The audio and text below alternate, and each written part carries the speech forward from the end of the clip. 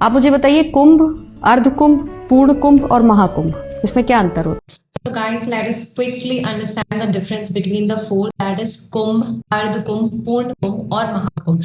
तो कुंभ जो होता है, जो कॉमनली हम बोलते हैं कुंभ मेला, ये 4 जगहों पे ऑर्गेनाइज होता है, that is Prayagraj, Haridwar, Nashik and Ujjain. Prayagraj में it is being organised at the confluence of Ganga, Yamuna and Saraswati, that is Ganga नदी, सरस्वती और यमुना के जो संगम होता है, संगम स्थल, वहां पर ऑर्गेनाइज होता है प्रयागराज में।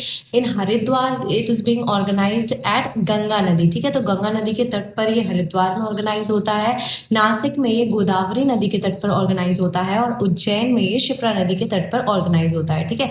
उसके बाद आता है हमारा अर्ध कुंभ। अर्ध का मतलब होता है आधा, तो ये जो होता है वो 6 साल में एक बार ऑर्गेनाइज होता है, 2 जगहों पे ऑर्गेनाइज होता है, that is Prayagraj and Haridwar. उसके बाद आता है हमारा पूर्ण कुंभ। जो पूर्ण कुंभ मेला है वो 12 साल में एक बार ऑर्गेनाइज होता है, ये 2 जगहों पे ऑर्गेनाइज होता है, that is Prayagraj and Ujjain.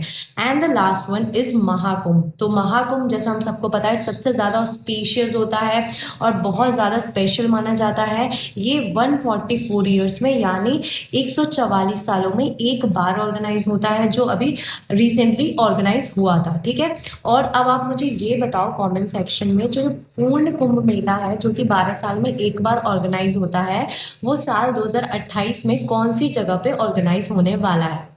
Also, if you like my videos and my content, then please do like, share and subscribe to my channel. Thank you.